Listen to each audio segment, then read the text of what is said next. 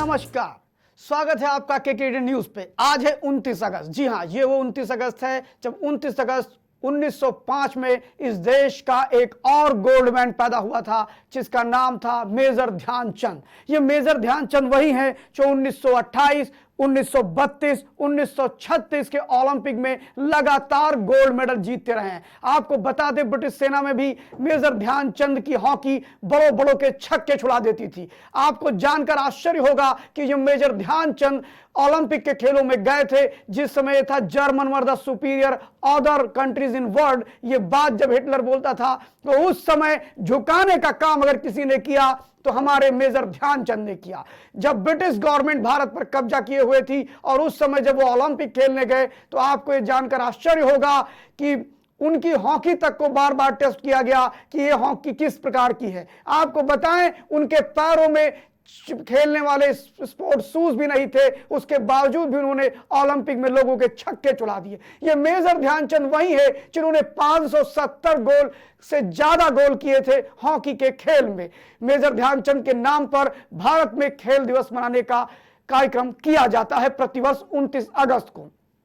भारत में खेलों के इतिहास को अगर लेते हैं तो बड़ा पुराना इतिहास रहा है, लेकिन हम ज्यादा दूर न जाकर के अगर हम भारत की आजादी के बाद खेलों के इतिहास पर ध्यान दें तो हम ये बताना चाहेंगे कि 1950 में भारत ने ऑल इंडिया स्पोर्ट काउंसिल बनाया था और उसके बाद खेलों को एक नई तरतीब से काम करना खेल के क्षेत्र में प्रारंभ किया था। लेकिन 1982 में इन्होंने युवा कार्यक्रम और खेल विभाग था, मंत्रालय नहीं, युवा कार्यक्रम और खेल विभाग, उसमें इसको शिफ्ट कर दिया और कहा खेल को और थोड़ा पैना किया जाए। खेल को लेकर के भारत सरकार की जो सोच थी वह धीरे धीरे अपना आकार ले रही थी और करते करते 1984 में राष्ट्रीय खेल नीति बनाई गई।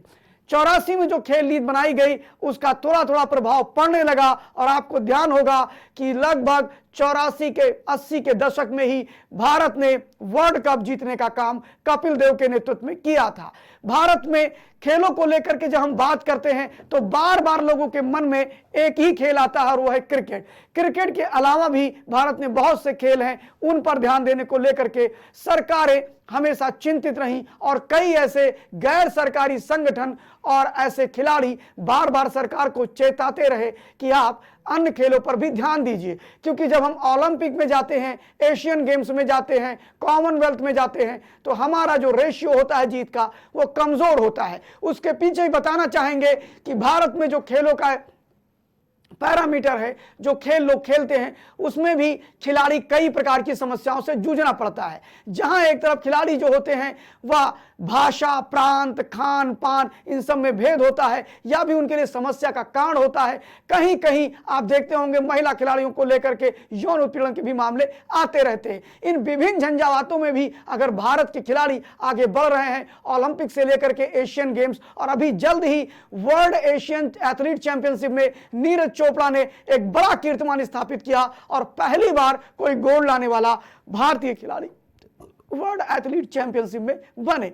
मैं फिर बताना चाहूंगा कि जो ये खेल दिवस है इसको लेकर के 84 में अगर हम बात करें तो खेल नीति बनी। 98 में अटल बिहारी वाजपेयी की सरकार ने राष्ट्रीय खेल नीति को संशोधित किया और इसको लेकर के पैनी चीजें सोचना शुरू की और उन्होंने इसमें कई अमूलचूल परिवर्तन किए, कई तरह की छूट दी और आप देखते हैं धीरे धीरे भारत के कई खेलों में अच्छे प्रदर्शन आने प्रारंभ हुए। 2000 में खेल मंत्रालय बना दिया गया और उसके बाद खेलों को लेकर फोकस थोड़ा तेज हुआ।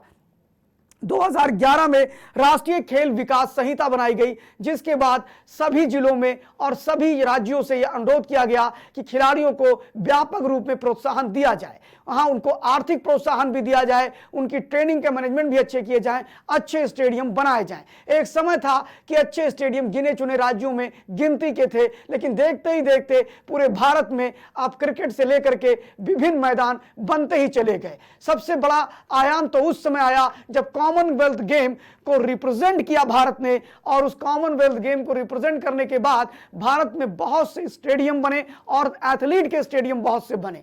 आपने देखा होगा दिल्ली को दुल्हन की तरह सजाया था। श्रीमती शीला दीक्षित उस समय मुख्यमंत्री हुआ करती थी।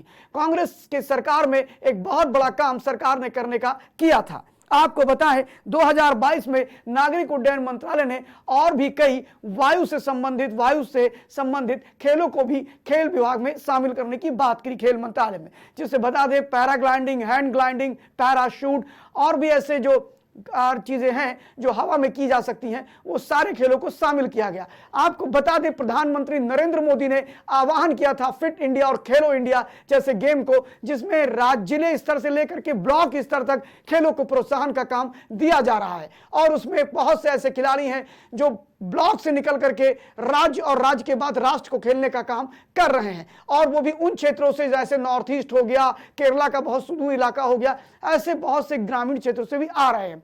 आपसे बताएं खेल को लेकर के मुख्यमंत्री, उत्तर प्रदेश के मुख्यमंत्री ने भी सभी जिलों में एक एक स्पोर्ट स्टेडियम बनाने की बात करी। जहां पर है वो अलग बात है, लेकिन अधिकांश जगह पर। और अभी जो मुख्यमंत्री ने कल जो घोषणा करी, उत्तर प्रदेश के मुख्यमंत्री ने, उन्होंने कहा जो परंपरागत पुराने जो खेल थे, जो लोगों को आपस में जोड़ते थे, गांव में लोग जिसका आनंद लेते थे, जिसे मनोरंजन के रूप में प्रयोग करते थे, वह छात्र आज का भूले ना। इसलिए उन्होंने इसको लेकर के एक बड़ा अभियान चलाया और उसके तहत उन्होंने कल एक एडवाइजरी जारी किया है कि सभी स्कूलों में पुराने, जैसे कि हम लोग छुपा छुपाइल, हाइड एंड सीक बच्चे कहते हैं, छुपा छुपाइल हो गया, कंचा हो गया, पतंग हो गया, गिल्ली डंडा हो गया, खो खो हो गया, ऐसे लट्टू हो गया, ऐसे बहुत से गेम हैं जिनको परिषदीय विद्यालय से लेकर के ग्रामीण क्षेत्र में इनके आयोजन कराने के लिए मुख्यमंत्री योगी आदित्यनाथ ने दिया है। खेलों को लेकर के अभी भी भारत में संतोषजनक स्थिति नहीं है, जितनी स्थिति अच्छी होनी चाहिए अभी भी ना तो सरकार संतुष्ट है और जनता तो बिल्कुल भी संतुष्ट नहीं है। खिलाड़ियों को सबसे अधिक दिक्कत आती है जब उनको खिलाड़ियों की अपेक्षा सीटें कम होती हैं, योग्यताओं को कभी कभी नस्ल भेद का भी और कई तरह की समस्याओं का सामना करना पड़ता है। अक्सर वहां भी जात पात और वहां भी ऐसे कई चीजें सुनने में आती हैं जब निष्पक्ष भाव से खिलाड़ियों को अवसर नहीं दिए जाते हैं। फिलहाल अगर देखा जाए 50 से लेकर के अब तक, 1950 से अब तक, तो बहुत परिवर्तन कई सरकारों ने किया है, जिसमें सभी सरकारों का सामूहिक प्रयास रहा कि आज भारत काफी हद तक खेल के क्षेत्र में अपने आप को स्थापित कर रहा है। लेकिन इससे बहुत कुछ होने वाला नहीं है। भारत में खेलों का जो इतिहास रहा है बहुत पुराना रहा है और भारत में बड़ी प्रतिभाएं हैं। जब मेजर ध्यानचंद ने ऐसा करके दिखाया कि बिना स्पोर्ट शूज के उन्होंने गोल्ड लाने का काम किया। आज बहुत सी सुविधाएं देने के बाद भी भारत गोल्ड में पीछे रहता है। अभी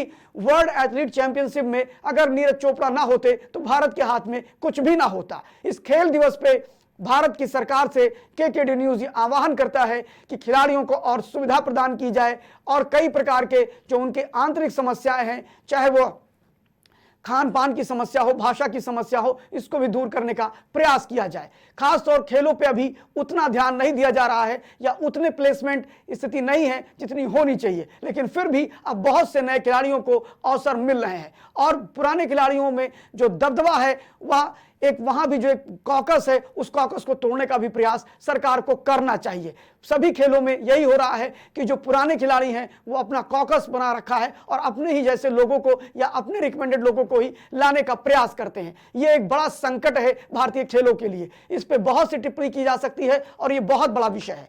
मुझे लगता है बहुत सी चीजें हमने आपके समक्ष रखी है। आते रहेंगे फिर किसी न किसी दिवस और किसी न किसी महत्वपूर्ण मुद्दे के साथ अपने दर्शकों के पास। देखते रहिए केकेडी न्यूज और खबरों का सिलसिला जारी है। धन्यवाद।